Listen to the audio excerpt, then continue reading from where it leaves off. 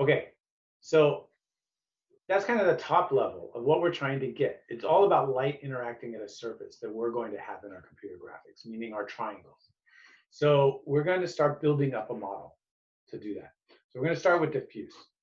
So diffuse reflection follows Lambert's cosine law. And so I think this diagram helps me actually more than seeing the equation. So I've included it here. So if I have light coming in, and I'm going to discretize it, I have 6 rays of light coming in, and they land on this surface. So this surface got powered up by 6 lasers of light.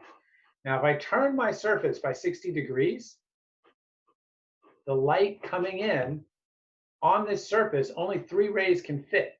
So I only got powered up times 3. I only have half as much light hitting this surface if I turn it away from the light source.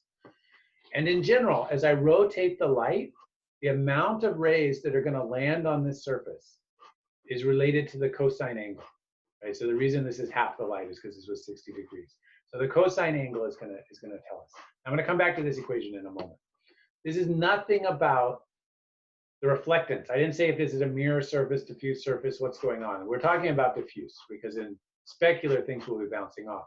This is about, but this is really about the light hitting the surface. This is the fraction of light that hits the surface.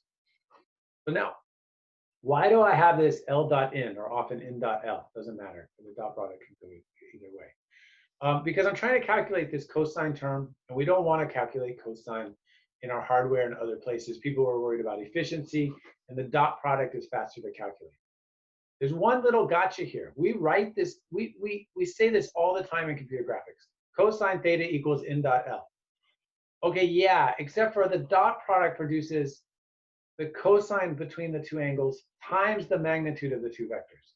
So something that's never written down in computer graphics, but it's always assumed, is that we normalized in and L to be unit vector length. So you're going to see lots of equations where it's like dot product and it's supposed to be a cosine. There's an assumption that those things were normalized so that these magnitude terms disappear out of the equation.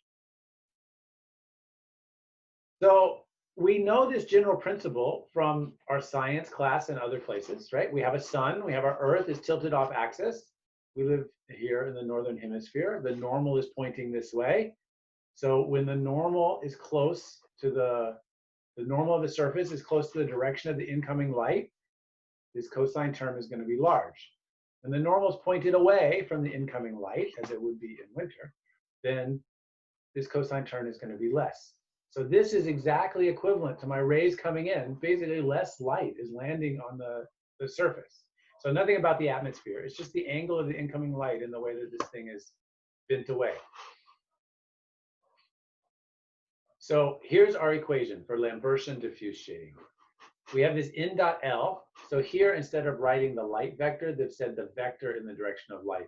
So my slides are going to switch around. When we're talking about lighting, we have a normal term, we have a lighting vector, and there's going to be a couple other vectors. There's no standardization really on what the symbol is that goes with these things, but it should be clear based on what the geometry of the scene is. So here's our lighting direction, our normal vector, our dot product. Now, why do we have this max 0?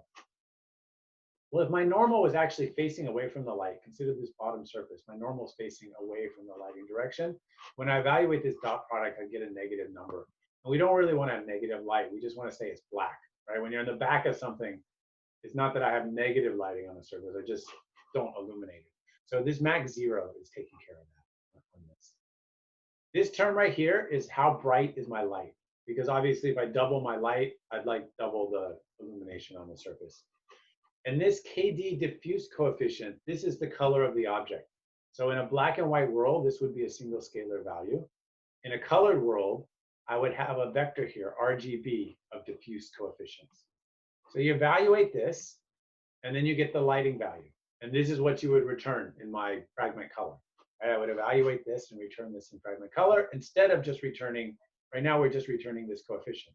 So we would do this normal times lighting direction calculation.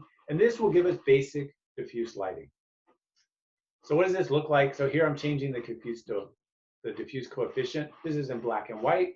So it's just changing it from dark to light, right? If I was in color, I'd be changing the color. And here's a rendered image of what diffuse lighting on a surface might look like. So there's more than one light here. I haven't said anything about shadows yet, and in fact, I'm not going to say anything about shadows. We're not going to have them. This was done in a ray tracer, not in a OpenGL renderer like yours, but the look of diffuse lighting would be exactly the same. Another thing to notice is I don't go to black here on the back side. Now, there's a couple of reasons. One, there's multiple lights in this scene. And two, there's another term, which we'll get to in a minute.